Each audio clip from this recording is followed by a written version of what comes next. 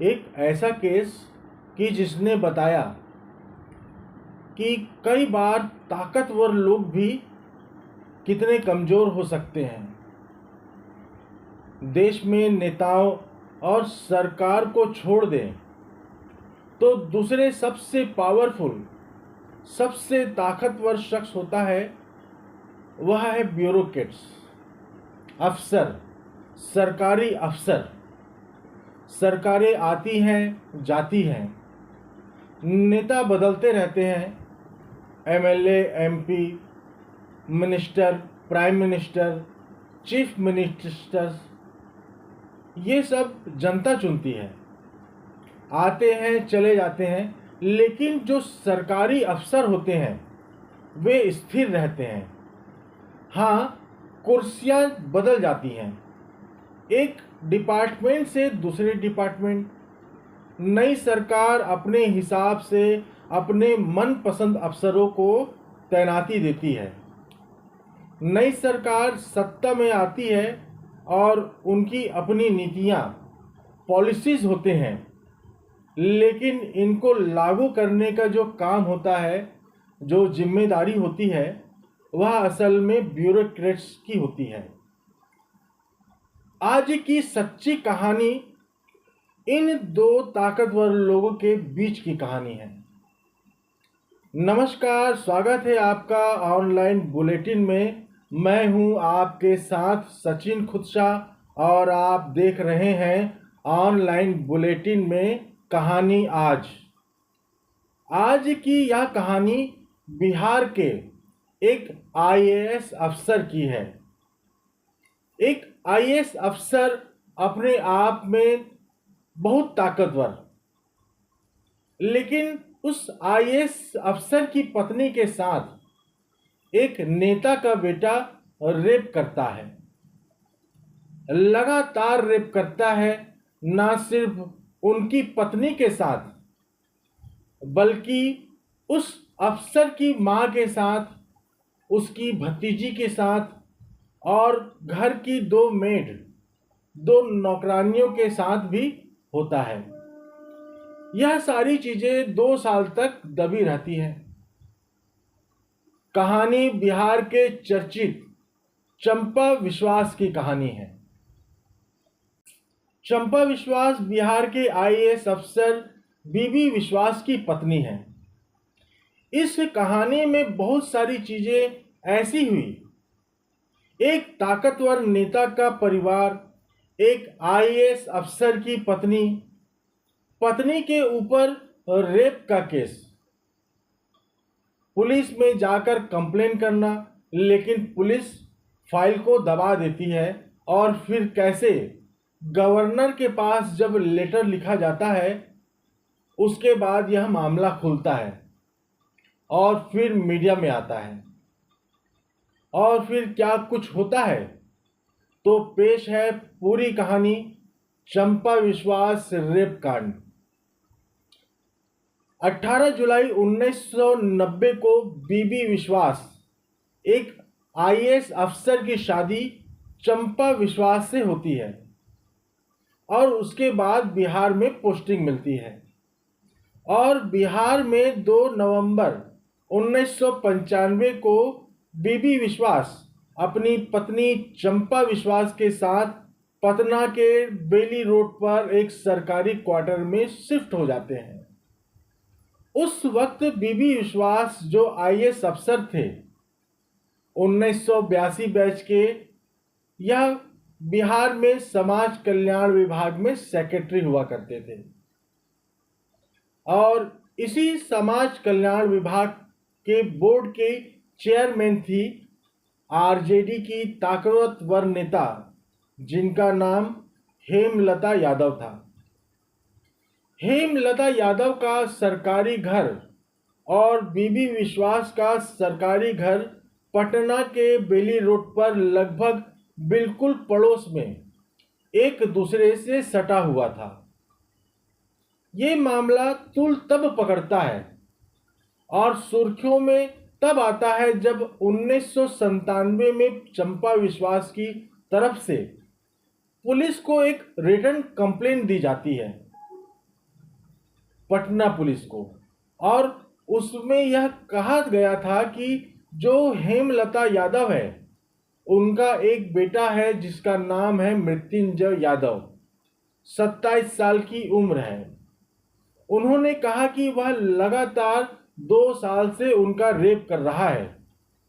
अब बिहार के एक नेता का बेटा 2 साल से आईएएस अफसर की बीवी का रेप कर रहा है। यह खबर अपने आप में दहलाने वाली है, लेकिन शिकायत देने के बावजूद कुछ नहीं होता है। पटना पुलिस कुछ नहीं करती, फिर इसको दबा दिया जाता है। हारकर बीबी विश्वास और उनकी पत्नी चंपा विश्वास बिहार के उस वक्त के गवर्नर जो राज्यपाल थे सुंदर सिंह भंडारी उनको कंप्लेंट देते हैं कि ऐसे ऐसे हम 2 साल से एक नेता के बेटे को जुल्म को सह रहे हैं। ना सिर्फ बेटा, उसके दोस्तों ने भी रेप किया और एक परिवार में एक एक करके कई औरतों का रेप होता है। उस आईएएस अफसर की मां का रेप किया, भतीजी का रेप किया, 2 नौकरानियों का रेप किया। इतना ही नहीं, इस कंप्लेन में यह भी था कि एक बार इसकी वजह से वह गर्भवती हो गई, कोलकाता गई, वहां अबॉर्शन कराया और फिर रेप का सिलसिला जारी रहा। अब जुल्म की इंतहा देखिए। तो उसके बाद उन्होंने अपनी नसबंदी करा ली ताकि कम से कम इस तकलीफ से निजात पा सके। ऐसे में अपनी आवाज लेकर किधर जाए, यह सोचकर एक परिवार और चंपा विश्वास नसबंदी करा लेती है।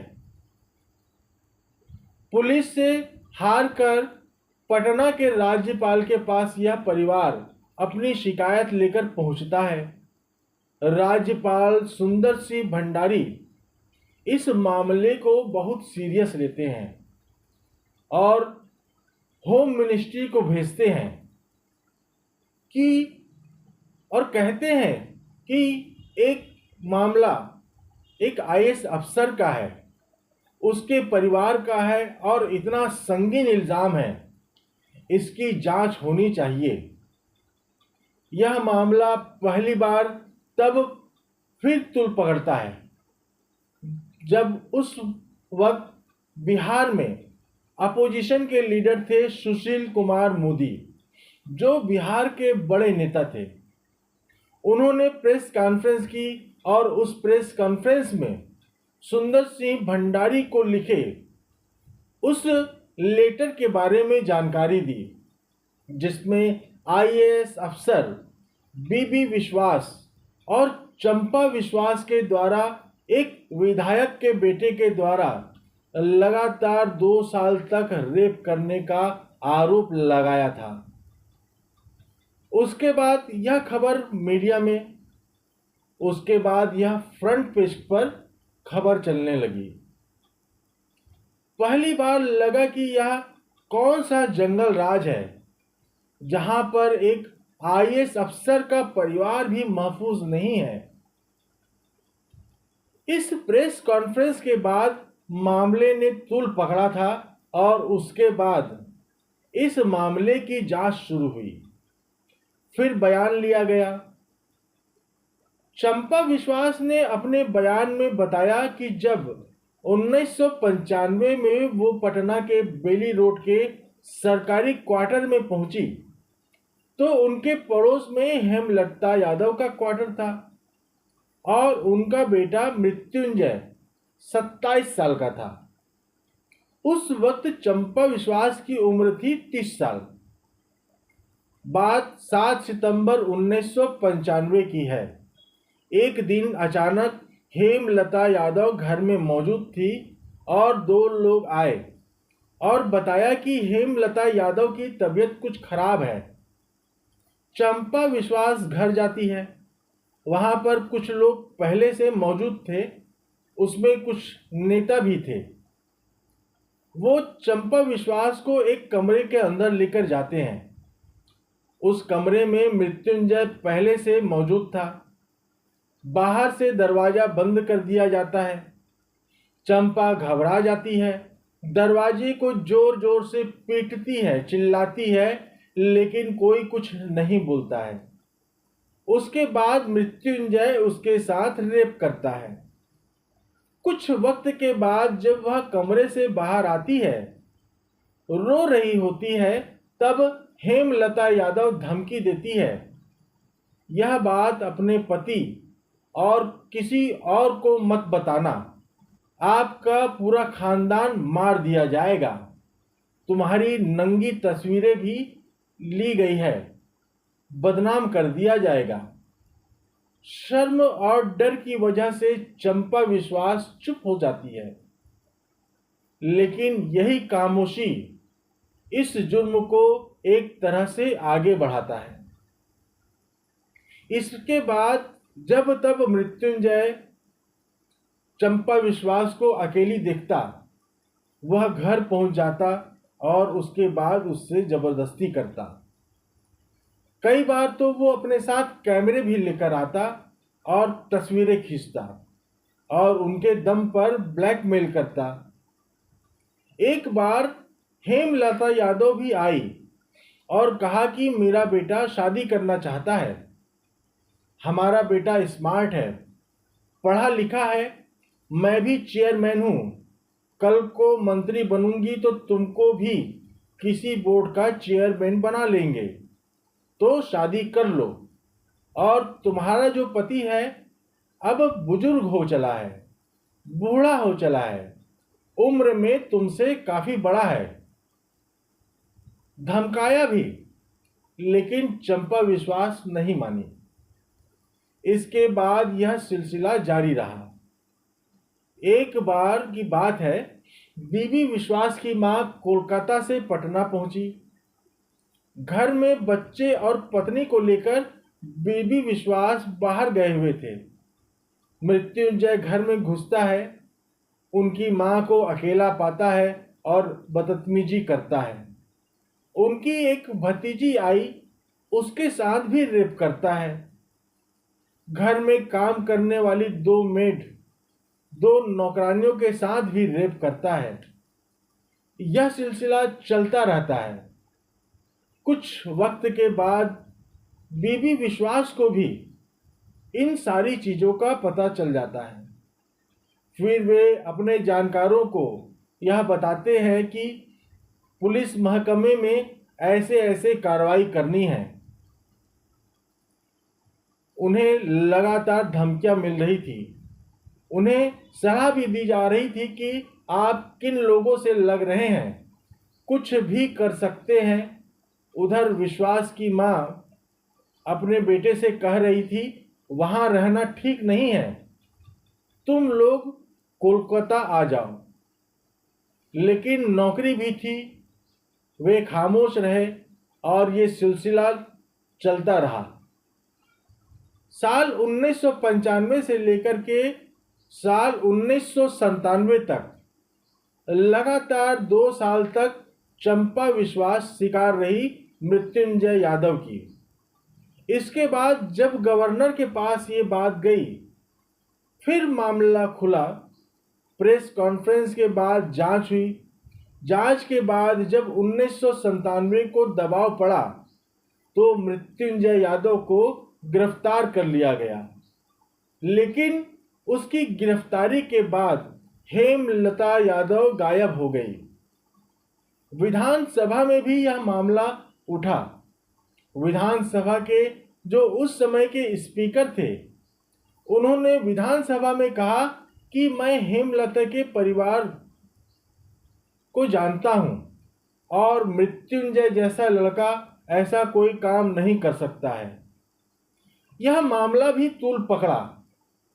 काफी हो हल्ला हुआ। तमाम दबाव के बाद आखिरकार मामला खुल गया, मीडिया में आ गया, तो मजबूरन सरकार को हरी झंडी देनी पड़ी और मृत्युंजय यादव को गिरफ्तार कर लिया गया। लेकिन हेमलता यादव भाग गई क्योंकि उनके खिलाफ भी मुकदमा दर्ज था। 2 महीने बाद हेमलता यादव ने भी सरेंडर कर दिया। करीब 5 साल तक मृत्युंजय यादव जेल में रहा। 5 साल के बाद उसे जमानत मिल गई, वह बाहर आ गया। हेमलता यादव भी 3 साल से ज्यादा समय जेल में रही, फिर बेल पर बाहर आ गई। मुकदमा चलता रहा। 2002 में पटना के लोअर कोर्ट ने अपना फैसला सुनाया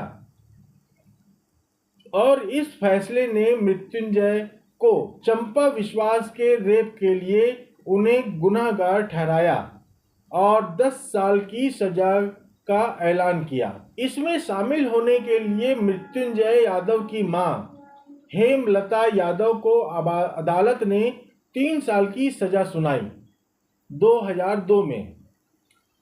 लेकिन उस वक्त तक हेमलता यादव 3 साल से ज़्यादा की जेल में सजा काट चुकी थी। उसके बाद वह बेल पर बाहर आई थी, इसलिए उन्होंने जेल जाने की ज़रूरत नहीं पड़ी, क्योंकि जब फैसला आया तब तक वो 3 साल की सजा काट चुकी थी। अदालत ने 3 साल की ही सजा सुनाई थी। 10 साल की सजा मृत्युंजय यादव को सुनाई। इसके बाद इस फैसले को मृत्युंजय यादव ने हाई कोर्ट में चुनौती दिया। 8 साल बीते। इन 8 सालों में मृत्युंजय जमानत पर बाहर रहा। 2010 में पटना हाई कोर्ट ने अपना फैसला सुनाया और पटना हाई कोर्ट ने लोअर कोर्ट के फैसले को पलट दिया और मृत्युंजय यादव को बरी कर दिया।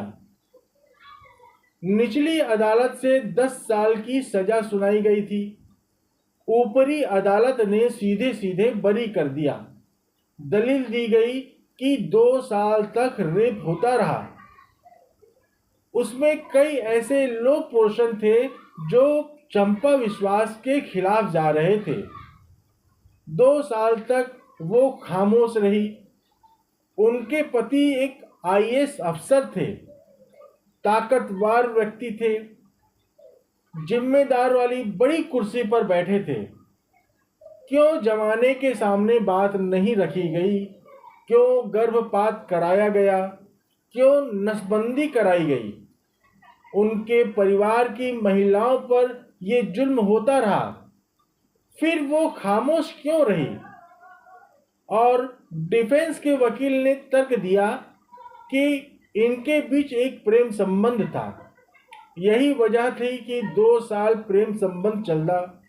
इसके बाद चंपा विश्वास शादी के लिए अड़ गई और इसलिए जब मृत्युंजय ने मना किया तो चंपा विश्वास ने ये आरोप लगाकर परिवार को बदनाम करने की कोशिश की। एक और दलील दी गई सरकारी वकील और हेमलता यादव की तरफ से कि ये सारे इल्जाम इसलिए लगाए गए क्योंकि जब वो समाज कल्याण बोर्ड के सचिव थे और उसकी चेयरमैन हेमलता यादव थी, तब उन्होंने कई अनियमित छुट्टियां ली थी जिसकी जांच चल रही थी और उस जांच से बचने ये आरोप लगाए गए। दूसरा इल्जाम यह लगाया गया कि बोर्ड में करीब 500 नौकरियों की भर्तियां की गई थी जिस पर घोटाले हुए थे। उस पर भी जांच चल रही थी, जिससे बचने के लिए भी ये इल्जाम लगाए गए। इस केस में गवाहों और सबूत जिस तरह से एक इन्वेस्टिगेशन एजेंसियों को देने चाहिए थे वैसे नहीं दिए गए या दे नहीं पाए। सरकारी वकील को जिस तरह से रखना चाहिए था मामला, वे रख नहीं पाए। एक आईएएस अफसर का परिवार 2 साल तक एक नेता के बेटे के हाथ लुटता और नुचता रहा। उसे कानून ने बरी कर दिया।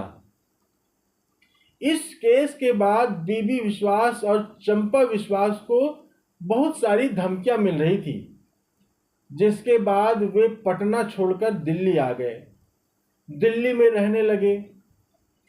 इसके बाद बिहार और झारखंड अलग हो गया। बीबी विश्वास को झारखंड कैडर मिला, वहां वे कुछ वक्त रहे, इसके बाद वहां उनकी मृत्यु हो गई। चंपा विश्वास पटना से दिल्ली गई, दिल्ली से झारखंड, और अब झारखंड के बाद अब वे कोलकाता में गुमनामी की जिंदगी गुजार रही हैं। इस शिकवा, इस गिले के बीच के एक इतने बड़े ताकतवर अफसर की पत्नी होने के बावजूद वो अपनी अस्मत, अपनी इज्जत नहीं बचा पाई। एक ताकतवर नेता के बेटे ने न सिर्फ उसके परिवार को रौंदता कुचलता रहा, बल्कि वह कानून की जंग में भी जीत कर निकल गया। दोस्तों, इस पूरे घटनाक्रम को सुनाने का उद्देश्य किसी को परेशान करना नहीं है, किसी का दिल दुखाना नहीं है, बल्कि आपको जागरूक करना है, आपको सचेत करना है। कल फिर एक नई कहानी के साथ आपसे मिलूंगा, तब तक इजाज़त दीजिए। नमस्कार, मैं सचिन खुदशा।